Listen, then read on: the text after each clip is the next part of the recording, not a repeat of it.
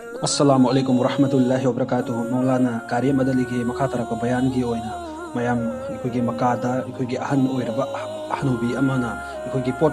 thangat ke tawduna ikogi polangani haitare ko adumba arumba pod ani ka thangge tawduna yamna wana pot ama huziki mana bairiba polang ama thangaga di ani mak thangat pudi ngamdabnina ikogi khitang thanga amuk tham amado amuk tham amaga amuk law ngasai wat horiba amado amuk puraga amuk tham sumaina wana satpasi ubuda ikogi aka Muhammad Rasulullah sallallahu ta'ala alaihi wasallam na asumna solaba ikogi han oiba imaduda imak kadai wai yawbuno imaina haibirak lamin nusirba chinnausing asumna hujiki ahanduna e jawan adi pakhang adumaina masamu phabdu jawan ko e jawan nang ama thangat Ejawan nang ama thangatlo aduga amadi thammo thangalurano ada haiba kanda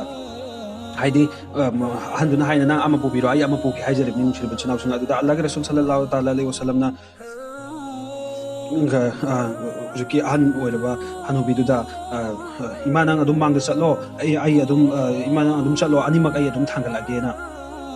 animak thangalaga nungshirba chinaw sing subhanallah adumaina ahan oiraba hanubi adugi pot anima ado Allah Rasul sallallahu ta'ala alaihi wasallam na sumaina thangalaga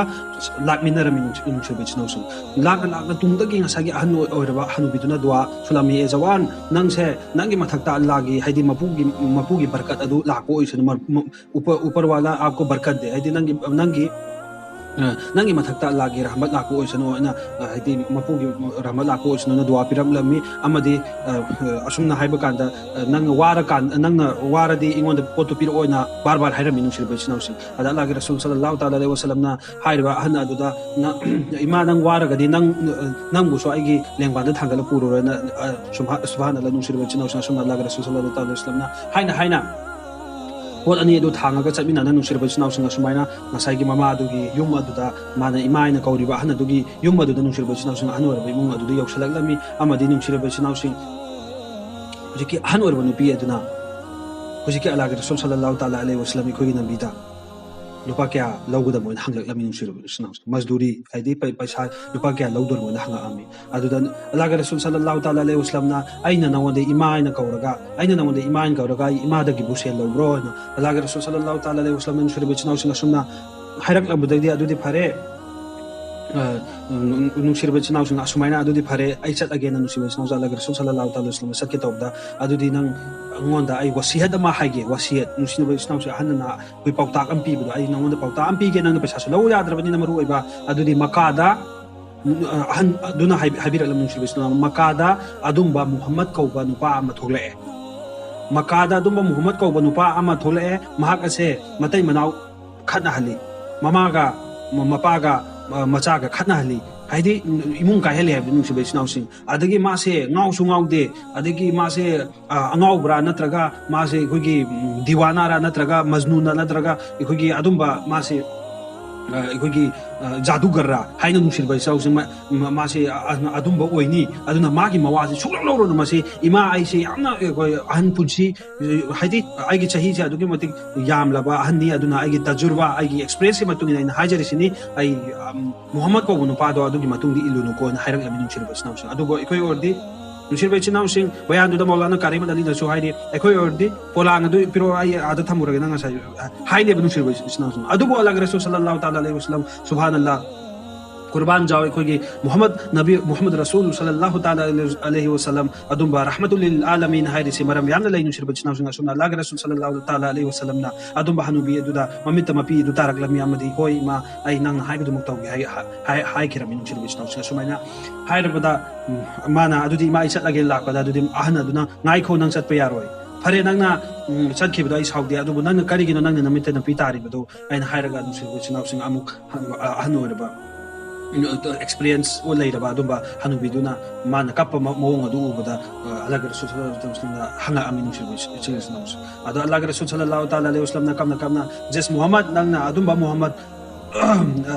Muhammad ki matungda nangna illunu hairiba Muhammad ado Allah ta'ala na aibu semaga thara imi aina nushirba isa ni Muhammad ado na kumla min shirba chinaw madudagi Allah Rasul sallallahu ta'ala alaihi wasallam adu wafam do han werba adumba hojiki mate bangbiramba adu gi han adu haiba matam da nushirba chinaw ahana aduna khudakta sigi pakhum si piraklami ya Allah makada adumba mayamna jadugar ne haibase e beta nangumba jadugar yamna darkar lairi huchi mi pun jadugar ne haibase nang Muhammad ado adumba jadugar oiba adumba Muhammad ado makasda adugi mati huchi darkar lai mi na kudim na angau ne hari do adumba angau ba Muhammad ado nusir bechnaw adumba huchi darkar lai khoi makasda nusir bechnaw sing haidi mayamna haibadu tayo nei haibadu nusir bechnaw sing huchi ahana duna haido jadugar ne haira do adumba jadugar ki zarurat adi darkar lai khoi gi samasida aduna Allah taala na nang kaisu jadugar nate nang kaisu khoi gi nate Muhammad ngasida ai khangi haibadu nusir bechnaw sing huchi ahana duna haijari aduna adumba jadugar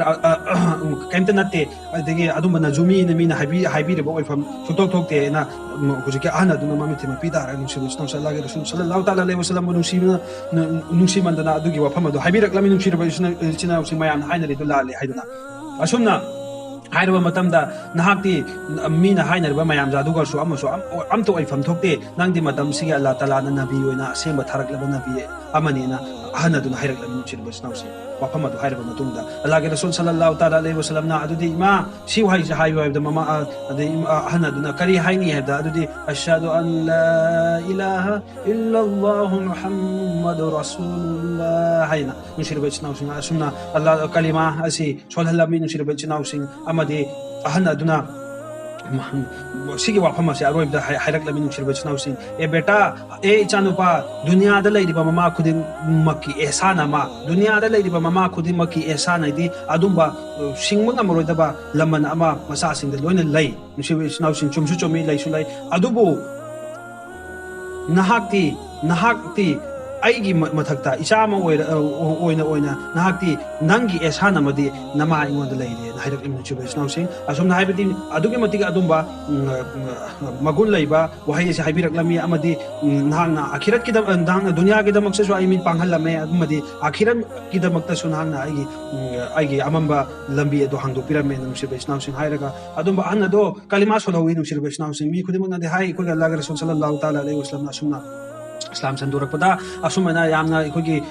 phattaba thawdo kaya tawraga khatnaraga fight tawraga tawre nusi bisnaw sing nate Allah rasul sallallahu ta'ala alaihi wasallam na asumba nusiraba adum mahaki rahmat amadi nusiba wahi amadi Allah ge arumba ikogi hadis te yumham oiba shariat na yaba mawongda nusirba bisnaw sing asumna Islam sandurakibani amadi asumba ikoida nusiba wari kaya sitaraba matungda ikogi ikoida tamjagadabadi nusirba bisnaw sing isa isa na gyan tasi lambi da salamba adumba ahna amakak adum polang adu thang muba maramdagi nupi aduna ahan oraba nupi aduna nusirba snausin ekhoi Islam da pura ki kalima son ki asumna ekhoi lehoriba ekhoi su moina ngasi honaramba mehnat kidamak ta ekhoi ngasi kalima fangi badi haibisi kaudana ekhoi mase nungsinana made ekhoi thawdo ado ekhoi thawdo kya phajaba se ekhoi utlaga topa komna so ekhoi se karamba ekhoi ki kaino ado ekhoi nungsirba snausin ngasi ekhoi ki leiriba samas ekhoi ki leiriba iramdam sida yengo nisa saba adige pod huranba karigino nungsirba snausin shariat khangdaba mamam pana tambi takpi daba amade mamam pana tako nangdraga so adumbo ulma kiram singda adumba madrasa singda amade adumba ekhoi ki din ki majlis ki umpham oibada ama bo khangandaba maramda ngasi school tam ki maram da sunung sirbe chnaw sing asumba laptop tabadi nate gi amdi din gi mafam dei laptop tabadi nate nung sirbe chnaw sing amdi koi hawal liba ingkhalak liba angang masa kya khudi makta koi Quran namsum hadis ki yumfam ase din gi wafam ase suksoi soi namasi ilm tamba farz ne hari base asumna koi din namsum shariat ase tamba hai base nung sirbe chnaw sing ase farz ni masi mandatory ni natragi nung sirbe chnaw sing hayang Allah taala ne koi kayamat ta phagani aduna lak liba generation kudimak ekoi na pi ngai da moi bu sukaina bhab ta hangi batara gadi moi kabi da nisagi ipakta amadi huran basna kari kyam mangje amdi Allah rasulna masida kari thingami amdi Allah na kyam sawi haiba potto akibadu khangdaba maramdagi tawkiba na ayamba oi aduna ikoi angang oringa da la ibe generation kudimak ikoi na bhab ta hamen ikoi amata ona lingjen manara nungsi bisnaw sing Allah ge rasul sallallahu ta'ala alaihi wasallam na takbiram amadi ikoi shariat ki asida ikoi yumpham tawraga hona se amadi namaz honaba amadi dunia da lairiba ikoi kudimak ki dua ikoi masen tawnaraga dumaina ikoi unity mo oibagi kaita yumham oiraga thabuk tause assalamu alaikum wa rahmatullahi wa barakatuh